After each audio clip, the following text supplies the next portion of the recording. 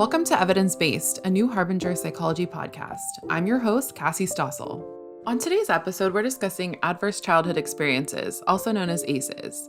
We're joined by Dr. Glenn Schiraldi, author of the Adverse Childhood Experiences Recovery Workbook. He has served on the stress management faculties at the Pentagon, the International Critical Incident Stress Foundation, and the University of Maryland School of Public Health, where he received the Outstanding Teacher Award and other teaching service awards. His 14 books on stress-related topics have been translated into 17 foreign languages and include the Self-Esteem Workbook, the Resilience Workbook, the Post-Traumatic Stress Disorder Sourcebook, and World War II Survivors, Lessons in Resilience. Dr. Schiraldi has trained high-risk groups such as military, police, and firefighters, mental health professionals, and laypersons around the world on various aspects of stress, trauma, and resilience. His research at the University of Maryland has found that resilience skills training increases resilience, happiness, self-esteem, optimism, and curiosity while reducing anxiety, depression, and anger. He is the founder of Resilience Training International, www.resilienceFirst.com, which teaches people how to prevent and recover from stress-related conditions such as PTSD, depression, and anxiety, while optimizing mental health and performance under pressure. Glenn is a graduate of the U.S. Military Academy, West Point, and a Vietnam-era veteran. His doctoral degree is from the University of Maryland. He and his wife have recently completed 4 years of serving as leaders of an addiction recovery group. Hi, Glenn. Thanks so much for joining us today. I'm delighted to be with you, Cassie. Thanks for inviting me. Of course. I thought we could start our conversation off with talking about what are ACEs and why are they such a big problem? Well, back in 1998, the first study was conducted by two medical doctors named Vince Felitti, who had access to 17,000 records in a HMO, basically a doctor's office where regular people came. And he teamed up with a CDC researcher named Robert Anda, and they looked at the 10 most commonly reported toxic childhood events. Now, this was a middle-class, educated, employed, health-insured group, so there are many higher-risk groups. But what they found in this particular group in San Diego, that the most common 10 childhood adversities predicted all sorts of psychological, medical, functional problems. And the original 10 ACEs, now this has been expanded in years since, were any kind of abuse, sexual, physical, emotional, two kinds of neglect, emotional and physical, and then household dysfunction, which included losing a parent to divorce or separation, domestic violence, living in a household where someone was on drugs or suicidal, mentally ill, or incarcerated. Now, those are the original 10, and there are many more. For example, in research in the last 23 years, we found that other things, obviously, like any kind of sexual abuse from anyone, date rape and so on, loss of any family member for death, for deportation, for deployment, mother stress, having a partner that's abusive, for example.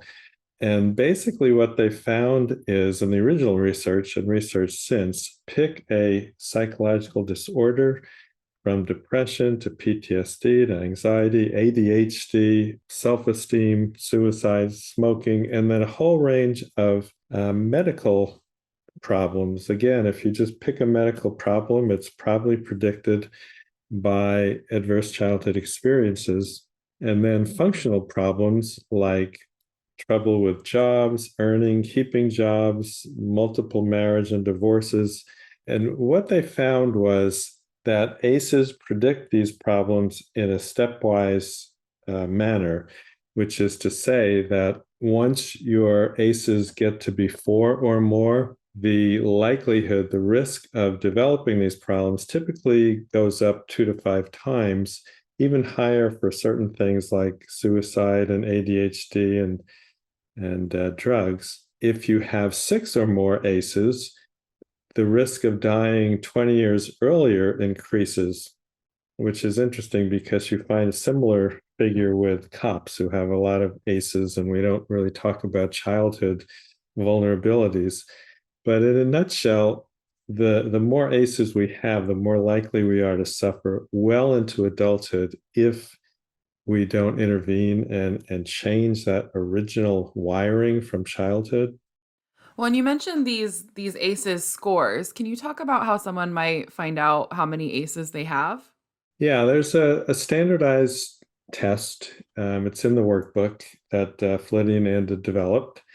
And you just check, yes, this happened, or no, it didn't. You add up the yeses, and that gives you your ACEs score. So again, there's kind of a linear correlation between ACE scores and suffering, but especially once you get into the neighborhood of 4 or more adverse childhood experiences, or ACEs. And Glenn, you've spent over 40 years researching and teaching people about stress, trauma, and resilience.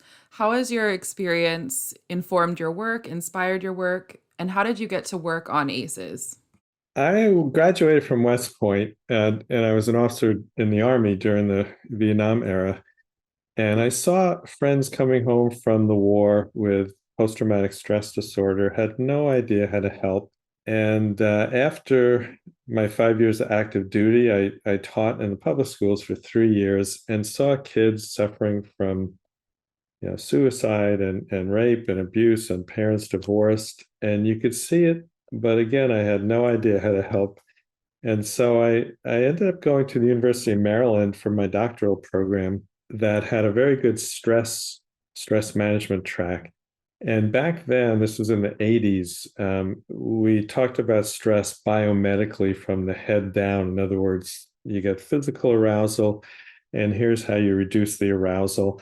And even though we talked about mind-body connections, we didn't really talk about stress-related mental illness, which drives the arousal. So I started researching and writing books on stress-related problems like depression and anxiety, and PTSD was a 5-year project. Self-esteem was a biggie because that is closely intertwined with trauma and depression and anxiety.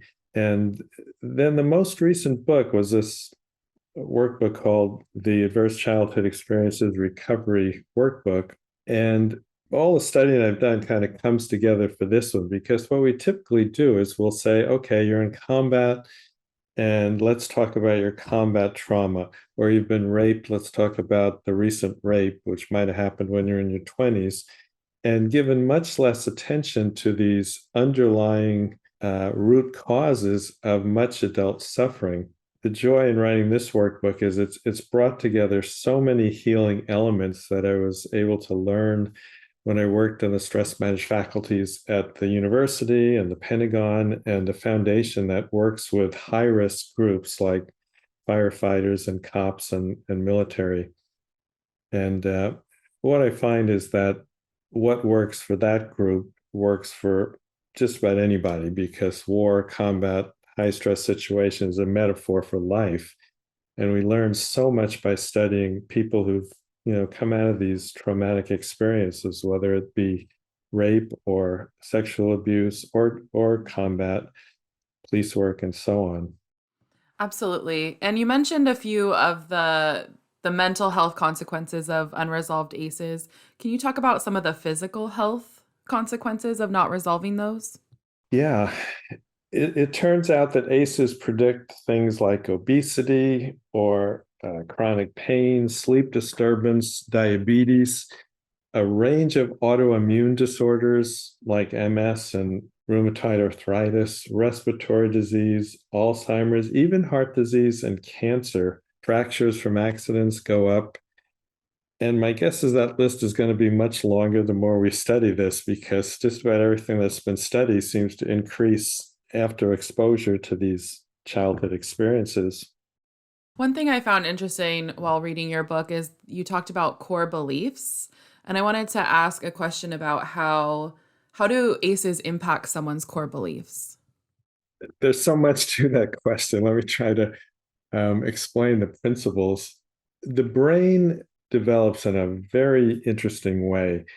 Between the last trimester of pregnancy and year 3. Now, bear in mind that ACEs are typically defined as age 0 to 18. But if you particularly look at the last trimester of pregnancy to the first 3 years and the way the brain develops, So most of Western psychology says you've got a problem, let's talk about it. Tell me how you're feeling, tell me what you're thinking. That is a left brain process. The left brain thinks verbally and it recalls memories consciously and most of the time fairly logically. The only problem is the left brain is not fully functional, fully online in the first 3 years of life, but the right brain is. It's fairly well developed in the last trimester and through the first years of life. Childhood trauma from those years resides principally in the right brain, and the right brain takes in memories visually, like in images. This is a big one. Most trauma turns around images that are stored in the right brain, which has strong connections to the emotional brain, the parts of the brain that experience and regulate bodily sensations, like how do I feel in my gut? It takes in sensory input. The right brain oversees a felt sense, like somebody may have a sense of dread and fear and self-loathing and have no idea where that comes from because memories in the right brain are typically stored non-verbally and often beneath conscious awareness. So I hope I'm making this clear, but people imprint memories in the earliest months of life, and those imprints get stuck in the right brain and play out down the road, these old memories running the show, typically well into adulthood, unless we learn different ways to rewire the brain. So typical Western psychology will say, okay, well, you have self-loathing. What are you thinking? Well, I hate myself. I don't like myself. Nobody likes me. And those are important, but early childhood memories get implanted more in a felt sense. And you can't typically come at it, at least not initially, by talking about it, by reasoning people out of it. How many people do we know that are attractive and well liked and even successful, and yet they have this sense of loathing and self dislike that don't respond to reason? It doesn't matter maybe how many times you tell someone, you're capable, people like you. If someone doesn't feel that at a gut level, that's right brain processing, then reason alone typically doesn't work. And so we've got to come at these imprinted memories from a body up approach. That is, starting with the body, soothe the symptoms. That allows the survival brain, the emotional brain to calm. That allows the right brain to calm. And if healing progresses, we can then access these memories and talk about them. And if we can't talk about them, there are many wonderful techniques to get at those memories and soothe them in the absence of telling the story, in the absence of talking. I think that stuff is so interesting. Thank you for explaining it. And Glenn, why is it so important to spread the knowledge about ACEs and who will benefit from this knowledge being out there? I think it's important to know because when we're walking around, we see people suffering. They have no idea how to heal. And come to find out that the approaches to healing make sense. They are doable, they are effective, but they're not usually the typical way. If I pad my resume, that doesn't necessarily heal this felt sense, the sense of dread or self-dislike. And so there are many parents who are walking around thinking, how do I fix my kids? Well, we know that if we can fix the parent, and I'm using that term loosely, fix, but if we can improve the health and heal their traumas, they become better coping models for the kids. Their epigenome changes and the kid's epigenome changes. We know, for example, that the way the child develops genes that determine how the brain develops in the earliest years of life, but they also inherit an epigenome from their parents. An epigenome sits right beside the DNA chain, and depending upon how that epigenome is shaped, that will determine to a great degree how the genes are expressed and hence how the brain develops, whether the brain develops to be on high alert or to be calm. And so the adults shape the children in lots of different ways. And when those children reach adulthood, they are often going to repeat the patterns, pass down the epigenome, and this becomes kind of a vicious cycle until someone becomes a transition person because they learn how to break the cycle, how to rewire the brain, how to learn skills, how to cope with haunting memories and symptoms that are recalled beneath conscious awareness. And you go, I have no idea where that came from because the right brain often is below conscious awareness. But once you start realizing that these symptoms in adulthood make sense when you know the origin and you know there are ways to treat those symptoms and rewire the brain to take those old programs that were imprinted, anywhere from 3 months before birth to especially 18 months to 3 years. But then even after the first 3 years, anytime a person is traumatized, the left brain goes offline. It's as the brain is saying, I don't have time to think or speak. And so I'm just going to emote, meaning feel and move. And so again, it's very hard to talk about memories imprinted when someone is overwhelmed with traumatic stress. And so you don't come at it by talking about it logically. You come at it from a bottom-up approach, which has been developed in recent years. And these approaches are very helpful.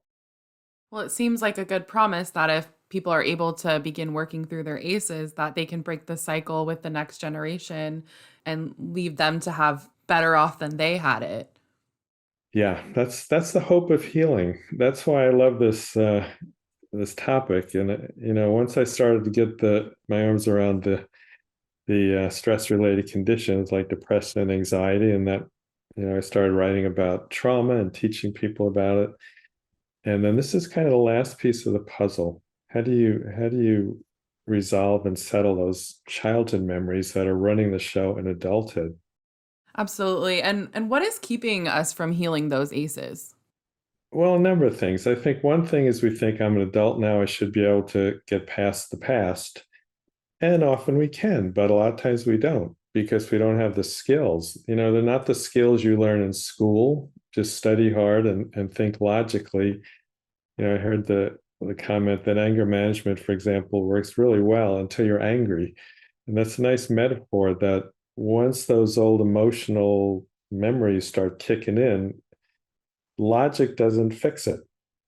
But other strategies can and often do, especially if we know how trauma is treated. Earning your continuing education hours doesn't have to be a painful experience. The right course can open your mind to new possibilities, increase your confidence, and hand you powerful tools to transform your clients' lives. Praxis Continuing Education and Training teams up with some of the brightest minds in mental health to provide cutting-edge, evidence-based training for practitioners. You can learn firsthand from experts like Stephen C. Hayes, Kelly Wilson, Robin Walzer, Kirk Strazel, and many others. Find your next training at praxiscet.com. That's praxiscet.com. So I think here comes the biggest question of our conversation today is how do we begin to heal these wounds of childhood?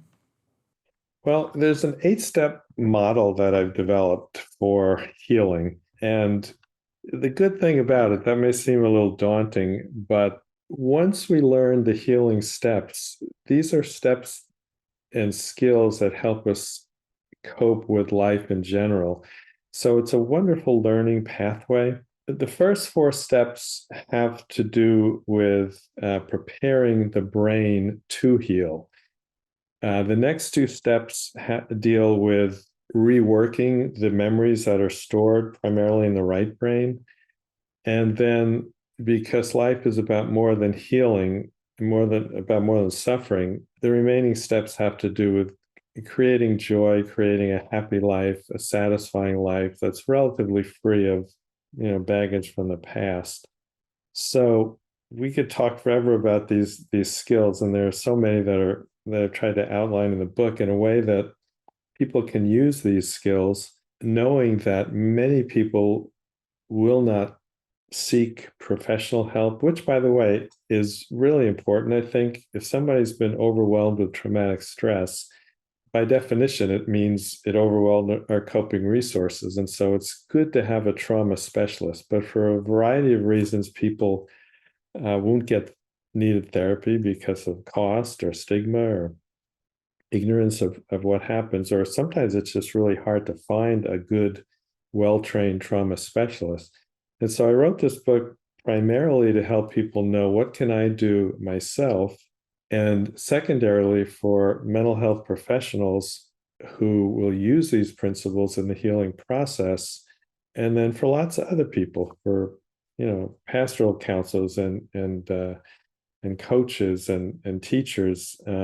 Sometimes we won't be the carrier of the healing skills, but we can point people to the right help and say, I understand your problem and know that there are ways to heal, and you don't have to suffer with this forever.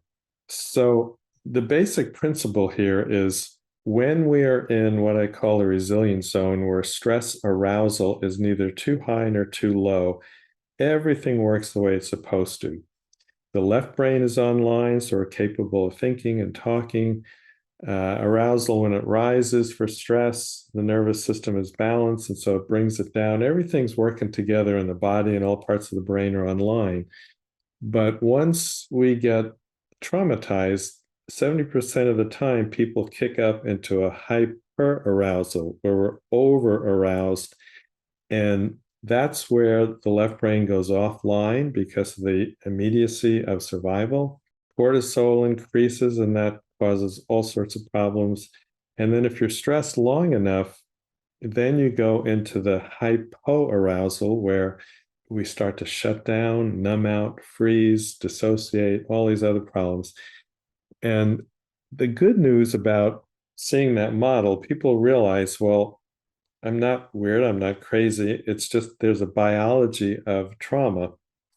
And once trauma has kicked me out of the well-functioning resilience zone, there are ways to get back into the resilience zone where healing and logic starts to occur. And so the first strategies have to do with regulating dysregulated arousal, because it's the dysregulated arousal that causes so many of these psychological and medical problems and functional problems. So they're body-based approaches that I outline in the workbook. And these are developed by trauma experts like Bessel van der Kolk, Pat Ogden, Peter Levine. So for example, if somebody has been raped and they're talking to a counselor, trying to tell their story, and there's some merit to putting words to fragmented traumatic memories, but often people have a hard time talking about what's stored in the nonverbal right brain.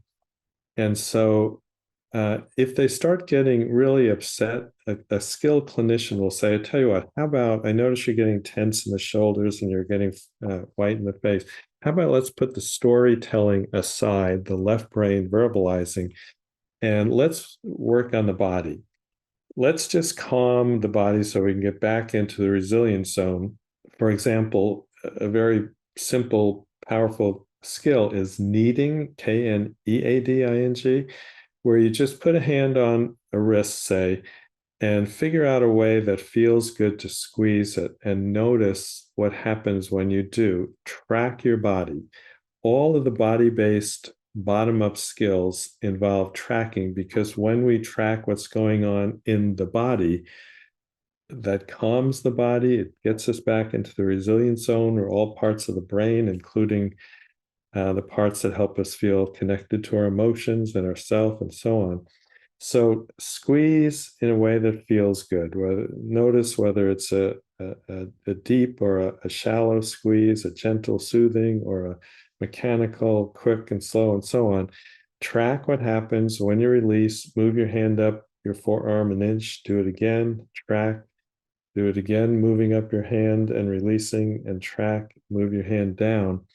That can be a very simple way to calm when traumatic memories start to arouse you, or everyday stress. You might also say to the person who'd been raped, how about stand up, get a good solid base, and resist. Just in imagery, pushing against an imaginary wall or even a real wall, push from your strength of your core and track how that feels in your body. And sometimes that helps us to just regain our sense of control, our ability to regulate our arousal.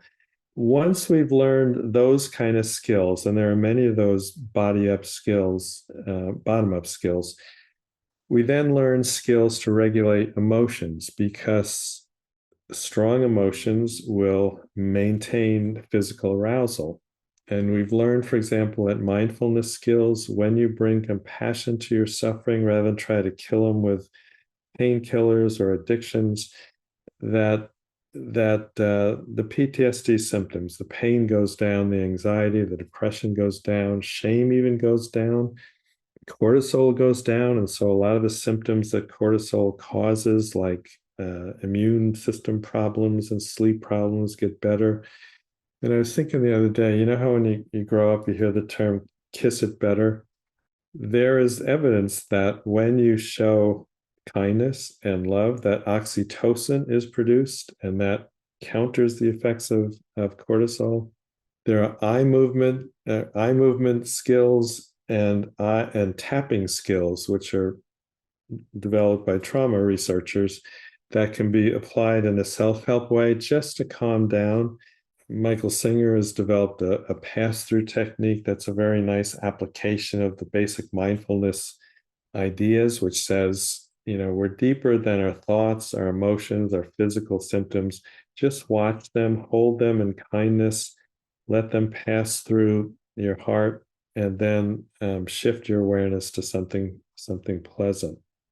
Self-compassion is as effective as mindfulness is when you add to mindfulness, where you're just aware in a kind way without trying to fix anything, just notice, but then add to that self-compassion statements like, this is a moment of suffering, everyone suffers, I'm not alone, may I bring kindness to this moment, may I give myself the compassion I need.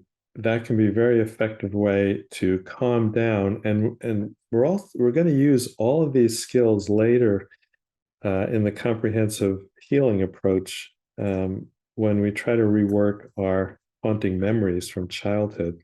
So at this point, we've learned skills to control physical arousal, strong emotions, and pleasant emotions. And then we start to get into brain care, because a lot of times in therapy, people overlook the hardware, the physical condition of the brain. But if we're going to rewire old memories, it's really important to optimize brain health, function, number of neurons, the ability of the neurons to reach out and make connections to other neurons for the forming of new neural programs, new neural pathways. And so there are 9 different brain keys that optimize the brain hardware, the health and functioning of the brain. So the big 3, the one that, we've heard this for a long time, but now we have such a better understanding. The big 3 are Mediterranean diet, or I should say a Mediterranean style diet, because there's different ways to adapt these principles. But the Mediterranean diet, we now know, decreases inflammation, which is so critical in diseases of the brain and psychiatric illnesses. And basically what the Mediterranean diet, when this has been studied in America and lots of different countries, it is high in plants, like 2 to 5 cups of fruits and vegetables, more vegetables than fruits for most people, extra virgin olive oil, seafood, sometimes substituted with eggs or chicken. Processed foods, red meats are minimized. And this ties into what we now understand about the microbiome, these 100 trillion microbes that exist in the gut. And we know that when the microbiome is in balance, such that the good guys, the good bacteria outweigh the bad guys, that the gut communicates to the brain, producing 90% of the serotonin that is so important for self-esteem and reducing depression and helping people sleep. We know that you can feed the good guys in the gut by the very things that are in the Mediterranean diet. That is fiber, fermented foods like fermented cheeses and kefir and sauerkraut. Exercise, stress management also helps. Hydration is really important to keep the brain functioning well. I think a word about energy drinks is really important. The Army did some research on energy drinks, hoping that we could get more out of sleep-deprived people. And what they found is in the soldiers who were having 2 energy drinks per day, it created just the opposite of what was hoped for: fatigue and sleep problems, anxiety, depression, anger, even post-traumatic stress symptoms increased. And even 1 a day or 1 a week, somewhere in that range, created many of those same symptoms. So highly caffeinated drinks don't seem to fill the bill that we hoped it would. Sleep is critical. We're a sleep-deprived nation, 7 to 9 hours, what most of us need and few of us get. Exercise, we now know, reduces inflammation and infection every time we contract our muscles. And a randomized control trial, the gold standard in research, found that with sedentary adults with mild cognitive impairment, if they simply ate a Mediterranean style diet and exercised aerobically 3 times a week, they reversed their brain aging by 9 years. So that's huge responses with very little effort. The other steps have to do with reducing neurotoxic chemicals like pesticides, things we walk through the grass and pick up on our shoes, anticholinergic meds like just over-the-counter and prescription sleep medicines, benzodiazepines for tranquilizers block a very critical neurotransmitter. And so the bottom line there is if you're taking anything, talk to your pharmacist, talk to your doctor. If it's anticholinergic, see if you can use a non-anticholinergic alternative or minimize the dose or try non-pharmacological interventions like sleep aids. Non-pharmacological sleep aids work as well or better without the side effects. And of course, the big one is managing stress, and that's what most of the book is about, but getting out in the sunshine for early morning exercise, walking through greenery and places where there's water, walking with a sense of awe, like look at that beautiful horizon or that beautiful tree, not counting beats and not worrying about distance and steps and so forth, reduces cortisol. Then we start to really get into the serious preparation to modify those old memories. And that's where imagery comes in.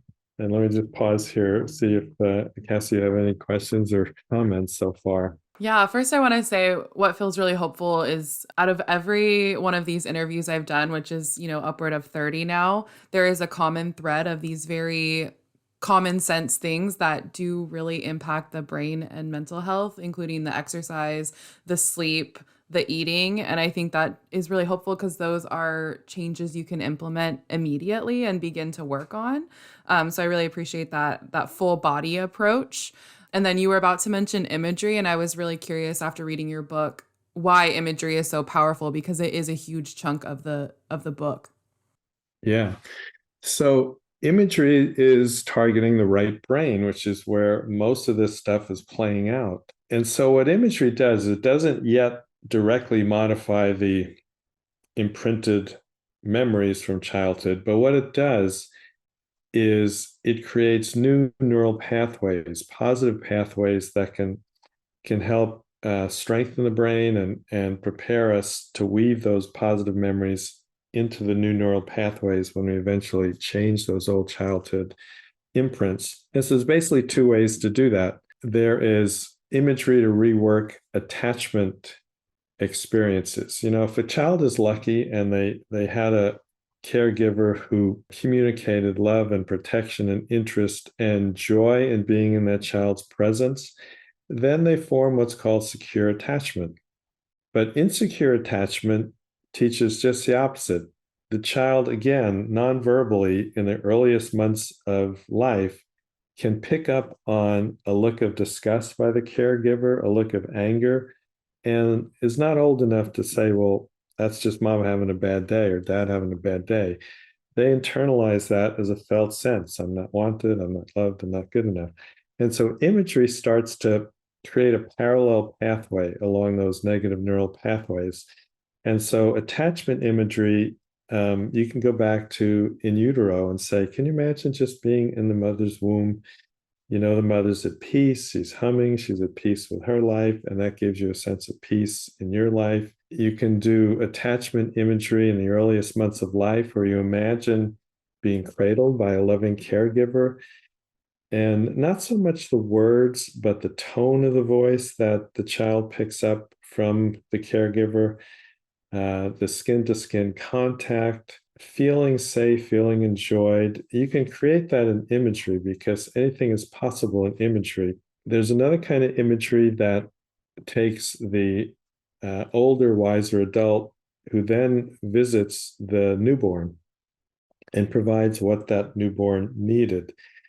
And it's kind of an interesting approach to that. So you take the older person, like you or me grown up, and maybe we think, well, if I visit that child, gosh, I've made mistakes, and who am I to be helping my younger self?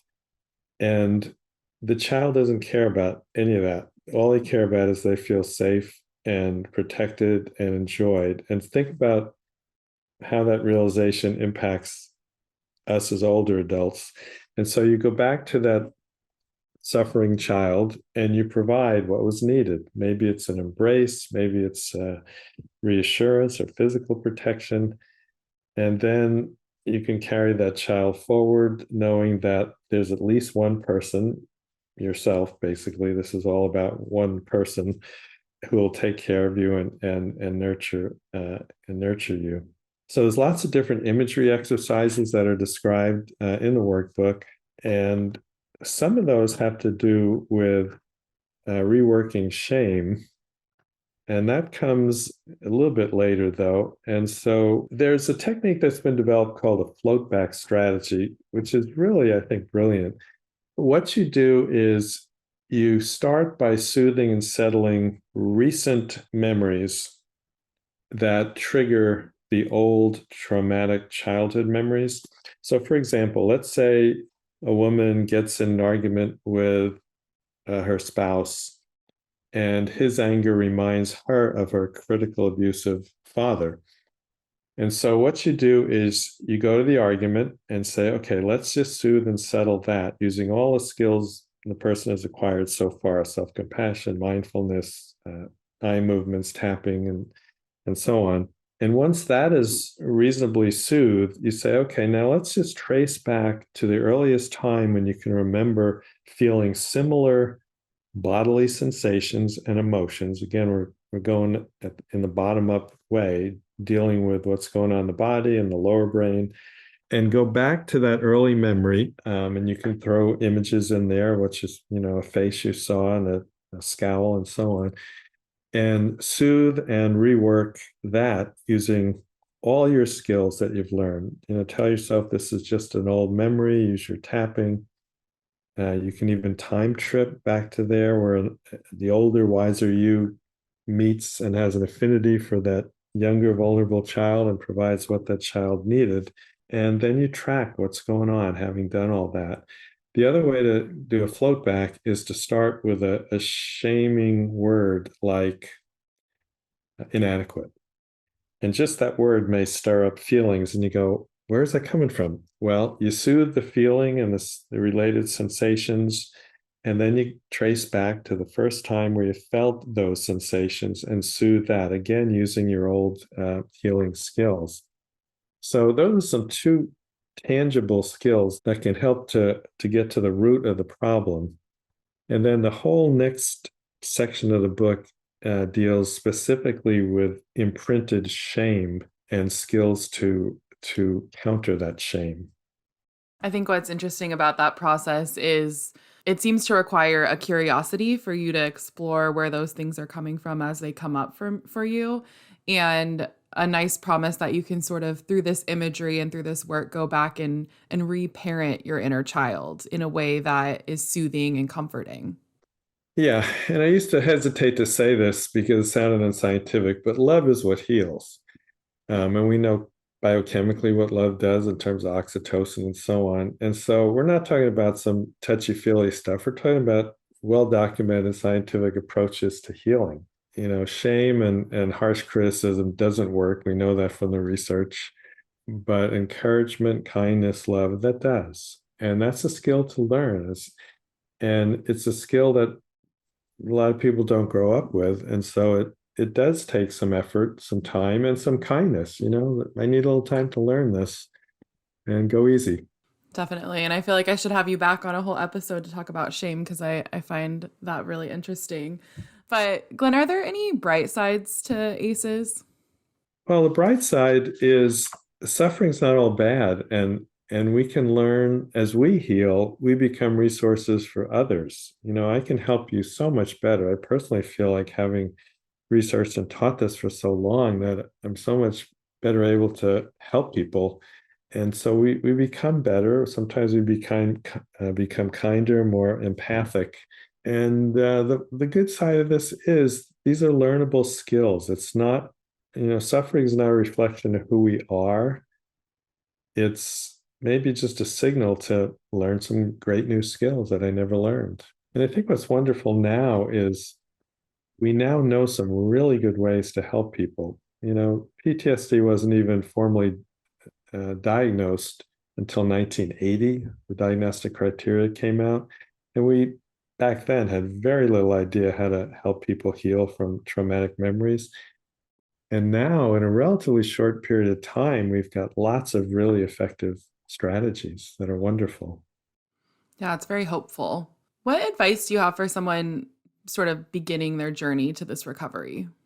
I think I sort of touched on it so far to just realize that this is all about skills that perhaps you haven't learned yet, but can learn and get quite good at it.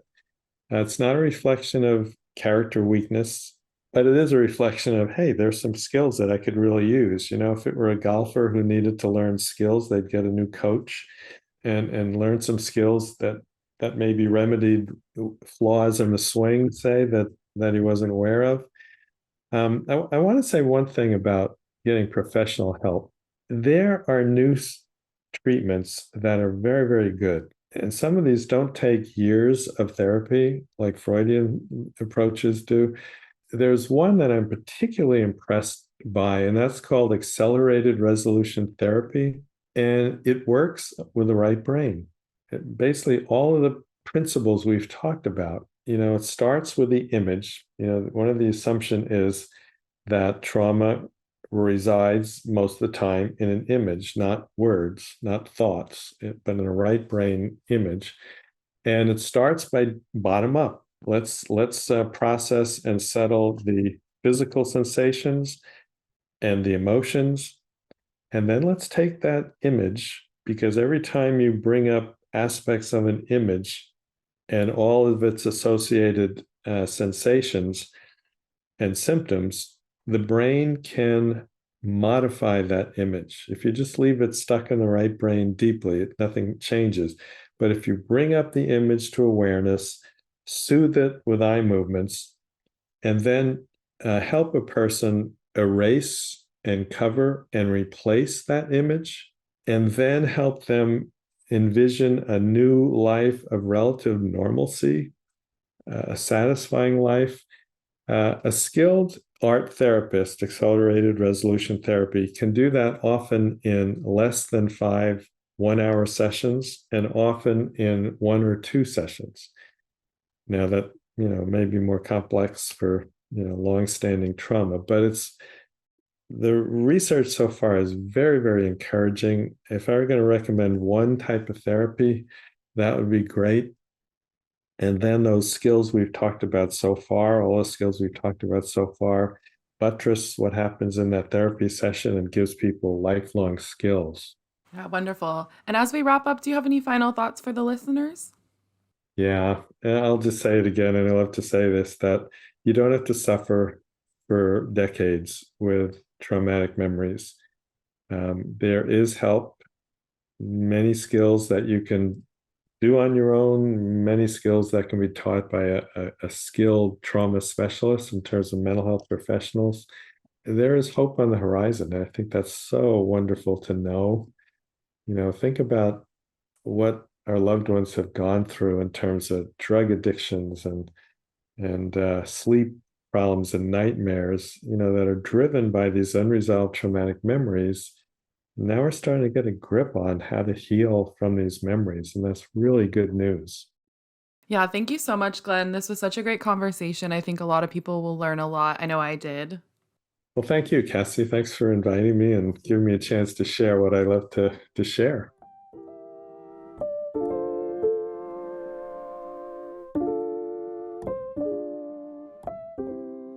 We're all a product of our childhood, and if you're like most people, you have experienced some form of childhood trauma. Adverse childhood experiences, ACEs, are at the root of nearly all mental health disorders, including depression, anxiety, panic disorder, PTSD, and ADHD.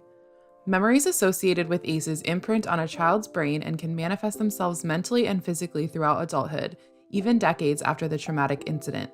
So, how can you begin healing the deep wounds of ACEs and build strength and resilience? In this innovative workbook, trauma specialist Glenn Schiraldi presents practical, evidence-based skills to help you heal from ACEs. In addition to dealing with the symptoms, you'll learn to address the root cause of your suffering, change the way your brain responds to stress and the outside world, and soothe troubling memories. Childhood trauma doesn't have to define you for the rest of your life. With this book as your guide, you'll be able to make fundamental changes and replace needless suffering with self-care, security, and contentment. Visit our website at www.newharbinger.com and use coupon code podcast25 to receive 25% off your entire order. New Harbinger Publications is an independent, employee-owned publisher of books on psychology, health, spirituality, and personal growth. For 50 years, our evidence-based self-help books and pioneering workbooks have helped readers make positive changes to improve mental health and well-being.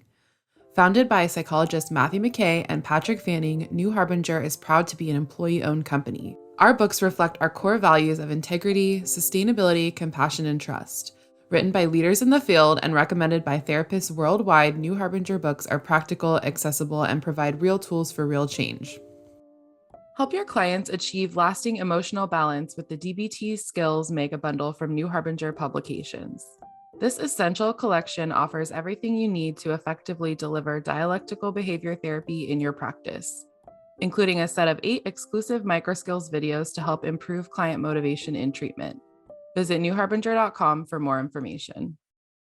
If you enjoyed today's episode, we'd love if you rated, reviewed, and subscribed to the show, and we hope you might share it with anyone who might benefit from the content. This podcast is not a substitute for counseling with a licensed provider. And that's a wrap on season 3. Thank you so much for joining us. We'll be back in the summer with an all-new season full of exciting interviews with leaders in mental health and well-being.